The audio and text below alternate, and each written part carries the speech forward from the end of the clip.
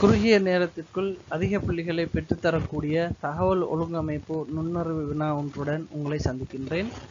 என்னுடைய ஃபேஸ்புக் பக்கத்தை லைக் செய்யாதவர்கள் லைக் செய்து கொள்ளுங்கள். எங்களுக்கு ஒவ்வொரு வீடியோக்களிலும் உங்களுக்கு ஏதாவது சந்தேகம் வந்தால் கேட்கலாம். உங்களுடைய கருத்துக்களையும் தெரிவிக்கலாம். அதிகம் இதை உங்களுடைய நண்பர்களோடு பகிருங்கள். பயன்பெறக்கூடியவர்கள் பயன்பெற்றுக் கொள்வார்கள். இப்போது நாங்கள் வினாவுக்குள் செல்லலாம். வினா என்னவென்றால், ABCD EFGH ஆகிய 8 நபர்கள் XYZ ஆகிய 3 வெவ்வேறு கார்களில் பயணம் செய்கிறார்கள். ஆனால் அவங்க போகிற ABCD அந்த தந்திக்கிற ஒழுங்குகள் XYZல ஒழுங்குல இல்லை. இப்போ தகவல்களை தரும்போது எங்களுக்கு இப்படி தான் தருவாங்க. அப்போ நாங்கள் இதில் முக்கியமான விஷயத்தை மட்டும் நோட் பண்ணி எடுத்துக்கொள்ளணும். முதலாவது 8 பேர் போகிறாங்க என்ற தகவல் இருக்குது. அவங்கள நான் இங்கே வேறையாக்கி வச்சுக்கிறேன். 8 பேர் எடுத்து வச்சுக்கிறேன். ரைட். அதே நேரம் அவங்க XYZ என்ற 3 கார்களில் போகிறாங்க என்ற தகவல் ஒன்று இருக்குது. ரைட். இப்போ அதுக்கு கீழே இன்னும் ஒரு தகவல் தந்திக்கிறாங்க. ஒவ்வொரு காரிலும் குறைந்தது 2 பேர் இருப்பாங்க. குறைஞ்சது 2 பேர், இது ஒரு தகவல். ஆகக்கூடியது 3 பேர் இருப்பாங்க. 8 நபர்கள் 3 பேர் சரிதானே இருப்பார்கள். ஒவ்வொரு காரிலும் 3 பேர், அதிகூடியவர்கள் 3 பேருக்கு மேலே இருக்கக்கூடாது என்ற ஒரு தகவல் இருக்குது. ரைட். இன்னொரு தகவல் 8 நபர்களில் 3 பேர் பெண்கள் என்ற தகவல் இருக்குது. அடுத்தது அவங்களுக்கு விருப்பமான சில நிறங்களுடைய பெயர்கள் தந்திக்குது. அப்போ சிவப்பு தொடக்கம் ஊதா வரைக்கும் 8 நிறங்களுடைய பெயர் தரப்பட்டிருக்கிறத காணலாம். இப்போ நாங்கள் இப்படியான கேள்வியை மொத்தமாக திரும்ப வாசிக்கிட்டு இருக்கக்கூடாது. இப்போ நாங்கள் இதுக்கு நாம் பயன்படுத்த வேண்டிய ஸ்ட்ராட்டஜி என்னென்னா, முதல்ல இப்படியான கேள்விகளில் முக்கியமான தகவல்களை தனியப்படுத்தி எடுத்துக்கணும். அவசரமாக முதல் செய்ய வேண்டிய வேலை, நாங்கள் ஒரு பேனையாலேயோ பென்சிலாலேயோ என்ன செஞ்சு கொள்ளலாம், இதை அடையாளப்படுத்தி வச்சுக்கொள்ளலாம். 3 கார், அதே மாதிரி குறைஞ்சது 2 பேர் போகணும் என்ற ஒரு தகவல், அதே மாதிரி எந்த காரில் 3 பேருக்கு மேலே இருக்கக்கூடாது என்ற ஒரு தகவல், அதே மாதிரி 8 பேரில் 3 பேர் பெண்கள் என்கிறது ஒரு தகவல், அது மாதிரி அவங்க விரும்பக்கூடிய நிறங்கள் என்கிறது ஒரு தகவல். இது எல்லாத்தையும் நாங்கள் தனியுமே எடுத்து வச்சுக்கிட்டோமா இருந்தால் இப்படியான கேள்வி மிக வேகமாக நாங்கள் தரவு ஒழுங்கமைச்சு கொள்ளலாம். அப்போ நம்ம இதில் நிறைய பேர் விடுற பிள்ளை என்னென்றால், 3-4 தகவல் ஒழுங்காக தரும்போது அதை எப்படி ஒழுங்கமைக்கிறேன்ற பிரச்சனை வாரு. இப்போ 3 கார் தந்திக்கின்றா எப்படியும் வார ஆட்கள் அந்த காருக்குள்ள வரப்போறாங்க. அப்போ நம்ம என்ன செய்வோம், காரை மையப்படுத்தி இவங்களை ஒழுங்கமைப்போம். சரிதானே? காரை XYZ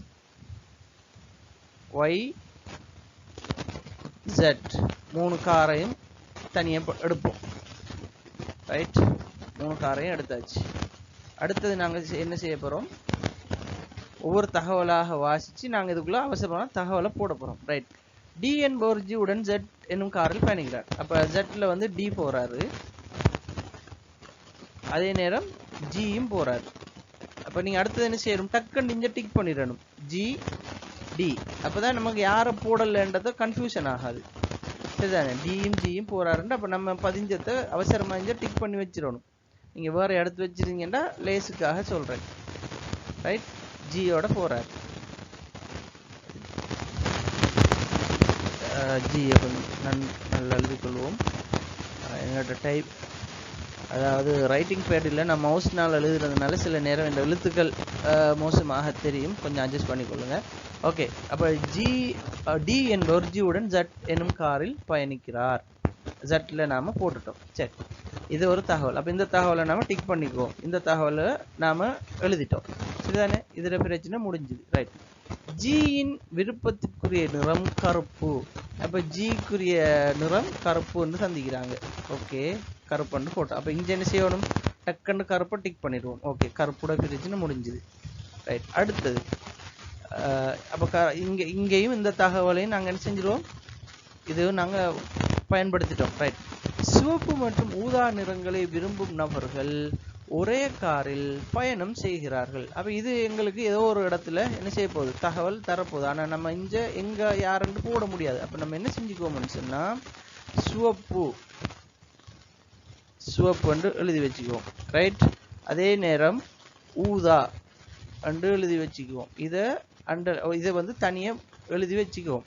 சிவப்பு ஊதாவும் ஒன்றா போவாங்க என்றதை எழுதி வச்சுக்குவோம். சரிதானே? ரைட். அப்போ நம்ம இதை இன்னும் பயன்படுத்த இல்லை. ரைட். ஈக்கு ஊதா நிறத்தில் விருப்பம் இல்லை. அவர் டியுடன் ஒரே காரில் பயணம் செய்யவில்லை. இப்போ இன்னொரு தகவலும் வருது. ஈ என்கிற ஒரு ஆள், அவருக்கு டியும் பிடிக்காது, அதே நேரம் ஊதாவும் அவருக்கு விருப்பம் இல்லை. இதுவும் ஒரு தகவல். இதுவும் எங்களுக்கு ஒரு இடத்துல தேவைப்படும். இதையும் வச்சுக்கோம். அப்போ எங்களுக்கு இந்த தகவலை நாங்கள் இன்னும் பயன்படுத்தலை. சரிதான்? இன்னும் பயன்படுத்தாத இப்படி வச்சுக்குவோம். இப்படி பயன்படுத்தலைன்றதை இப்படி அடையாளப்படுத்தி வச்சுக்குவோம். பயன்படுத்த. ரைட். ஏக்கு ஊதா அல்லது சிவப்பு நிறம் பிடிக்காது. ரைட். இதுவும் ஒரு தகவல். ஏக்கு ஊதாவும் பிடிக்காது, சிவப்பும் பிடிக்காது. எப்படியோ எழுதி வைக்கும். சிம்பிளா எழுதுறதுனால நமக்கு நேரம் போகாது. சரிதானே? நீங்க பென்சில் அலைபேனையால் எழுதும் போது அவ்வளவு பெரிய நேரம் போகாது. வேகமாக எழுதி வச்சுக்கொள்ளலாம். ரைட். பிடிக்காது என்றதுக்கு ஒரு cross அடையாளம்னா போட்டு வச்சுக்கொள்ளுங்க. பிடிக்காது. ரைட். H என்பவர் Y எனும் காரில் A உடன் மட்டும் பயணிக்கிறார். நல்லா கவனிச்சுக்கொள்ளுங்க. Y எனும் காரில் H என்பவர் A உடன் மட்டும் பயணிக்கிறார். அப்ப இதுல ரெண்டு பேர் தான் போவாங்க. ஒன்று H, இன்னொன்று A. ரெண்டு பேர் மட்டும் தான் போவாங்க. அப்ப இந்த A என்கிறவர விஷயம் வந்துட்டு இந்த A வந்து ஊதாவோ சிவப்போ வராதுன்னு சொல்றாங்க. ஓகே தானே? ரைட். இப்ப நம்ம அடுத்த விஷயத்துக்கு வருவோம். அப்ப இந்த தகவல் எங்களுக்கு பயன்படுத்தப்பட்டுட்டு, அப்ப நம்ம இதை முழுமையா பயன்படுத்தியாச்சு. ரைட். BCH ஆகிய மூவரும் குழுவில் உள்ள பெண்கள். ரைட். அப்ப நம்ம அதை இந்த பெண்கள் ரெண்டு தனியா எடுத்து வச்சுக்கிறோம். இவங்க பெண்கள். சரி. நீல நிறத்தை விரும்பும் B கருப்பு நிறத்தை விரும்பும் நபருடன் பயணம் செய்கிறார். அப்ப இந்த ஏற்கனவே நமக்கு இந்த கருப்பை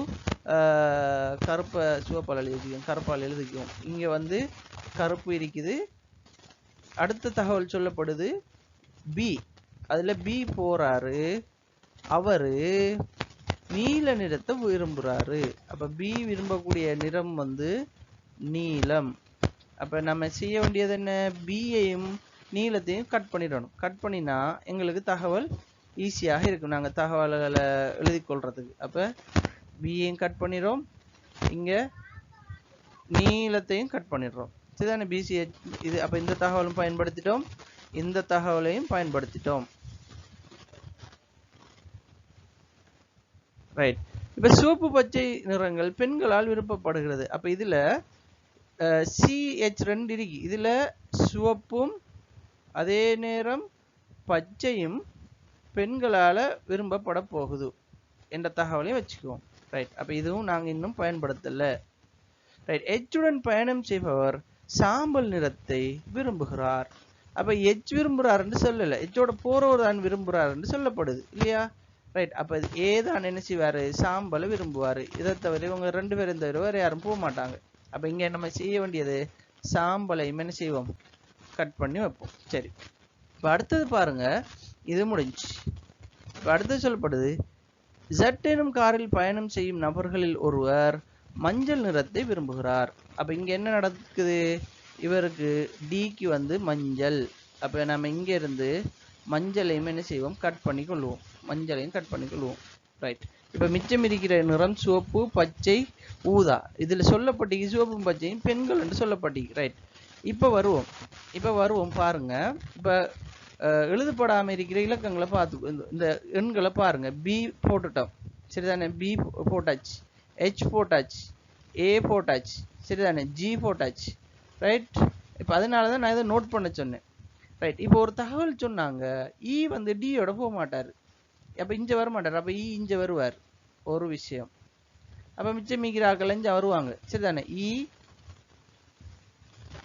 F C. ஓகே. ரைட். இதுக்குள்ள சொல்லப்பட்டிருக்கிற விஷயத்தை பார்த்துக்கோங்க.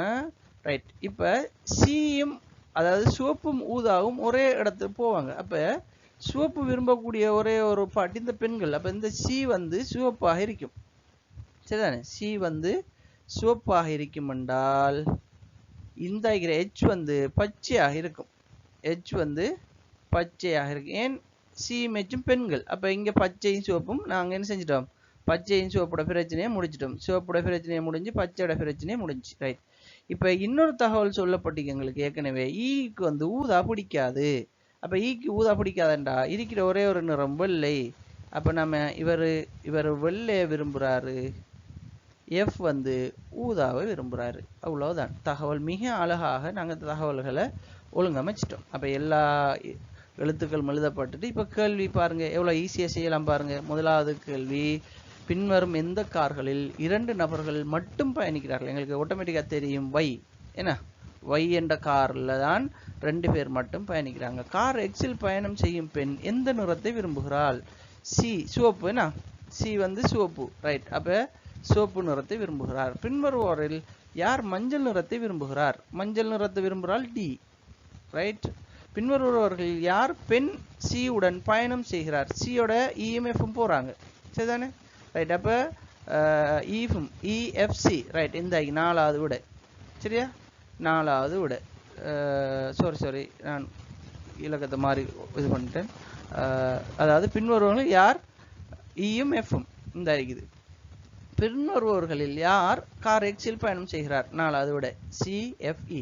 அப்போ நாங்கள் இந்த தகவலை ஒழுங்கமைச்சோம்னா கிட்டத்தட்ட 5 கேள்விக்கு 10 புள்ளிகள் எடுக்கக்கூடிய மிக இலகுவான வினாக்கள். இப்போ இந்த கேள்விகளுக்கெல்லாம் நமக்கு என்ன நடக்கும்னு சொன்னால், நம்ம இந்த தரவை ஒழுங்குபடுத்துறதுக்கு இந்த பக்கத்தில் எழுதாமல் டிக் பண்ணாமல் அவசரத்தில் விட்டமாக இருந்தால், அவசரப்பட்டு எல்லாத்தையும் செய்ய ஆரம்பித்தமாக இருந்தால் நாங்கள் என்ன செஞ்சிடுவோம், இதில் தரவை குழப்பிடுவோம். அப்போ நிதானமாக என்ன செய்யலாம், நமக்கு ஒரு டிக் போடுறதுக்கு நிமிஷம் போகாது.